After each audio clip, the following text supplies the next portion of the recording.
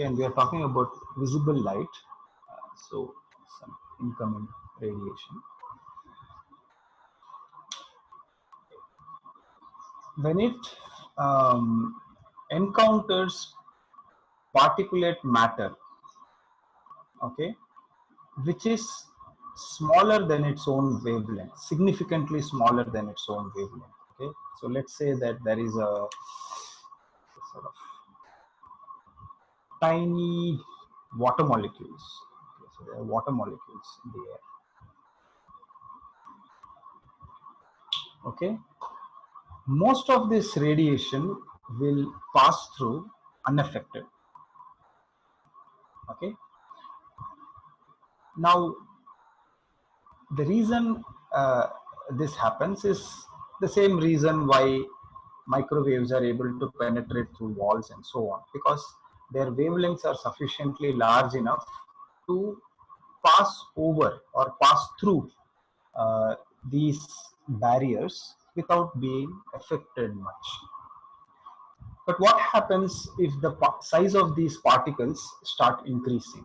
So what happens if these particles start agglomerating together, right? And they start becoming large enough to match the wavelength of the incoming radiation, right? So when that happens, like it happens in the case of water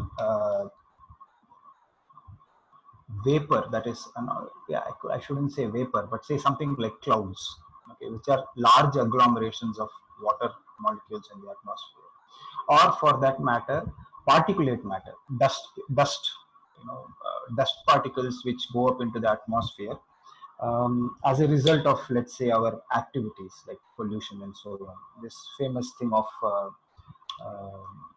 the farmers in Haryana burning their residual crop matter, which causes large amount of pollution in the atmosphere in and around Delhi, which every year creates an issue. Incidentally, apparently, Delhi's particulate matter pollution has dropped to such great levels that it dropped from hazardous to uh, completely safe for human beings.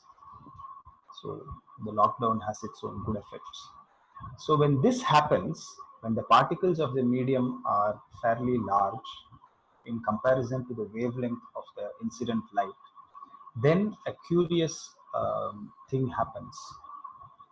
You would expect that the particles would interact and it would get deflected.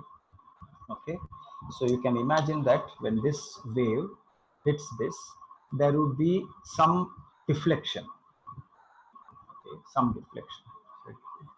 Different wavelengths, not different wavelengths, but different parts of the same light hits it, and there will be some. So some may pass here, some may pass here, and so on. Simply because it's not going to allow it to pass through, and there's no way that these particles are going to absorb all the radiation. So part of it will be absorbed, part will be deflected, reflected, etc., etc. Now, is it true for all wavelengths that the deflection will occur in this?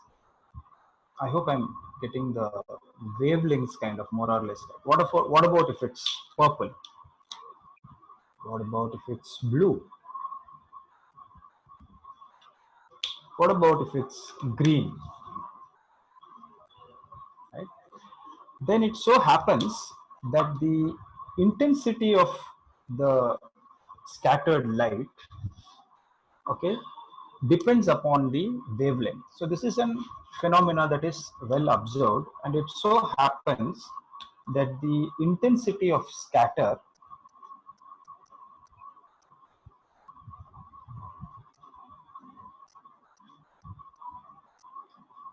happens to be inversely proportional to the fourth power of the wavelength of incident wavelength, the wavelength of the incident light. Okay, which means that the reds are the ones that are going to be, the reds and the oranges and the yellows are the ones that are going to be least scattered.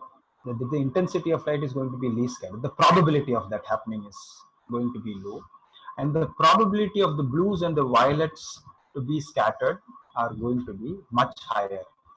Okay, so what is going to happen is that your purples and so on, your purples and blues are the ones who are going to get scattered a lot more.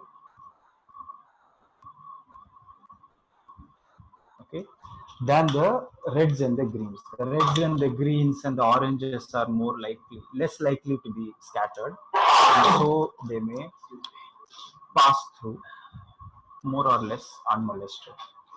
So this is basically the idea of scattering of light. How does this affect the color of the sky? How does this cause clouds to appear white? Why are sunrises and sunsets reds and oranges? And why do they change color? All this is a consequence of the scattering of light. So we will look at that more in detail in the next class, try to understand how this scattering affects these phenomena. And in the meantime, I'd request you, there is an Walter Lewin lecture on scattering of light, where he also talks about lots of other light related phenomena, including rainbows, uh, scattering of light, including rainbows and something called polarization of light and so on, which is not part of our syllabus but is good for you to have a look. So please Google this Walter Lewin lecture. Okay, it's an 1 hour lecture, like all of his lectures, approximately 1 hour. And if you have a look at this lecture, just go through the entire lecture. It's quite fun, although some of the concepts that he's talking about may not be entirely clear to us, but it's useful for you to have a look at the entire thing by the time you come for the next class, and then we will take it forward from there. All right, any questions, any clarifications? So I will send the assignment sometime by lunch or just after lunch today. And I want you to watch the video before you come for the next class. All right, then we'll stop now. Sir, Yeah, not about this chapter or something, but we didn't have bio on Saturday. So she said we'll have class today, but she didn't let us know any timing. So could you find that out, or at yeah, least tell okay. her to mail us? Sure, sure. I'll do that. I'll do that. Yeah, thank you. Okay. All right then. Bye.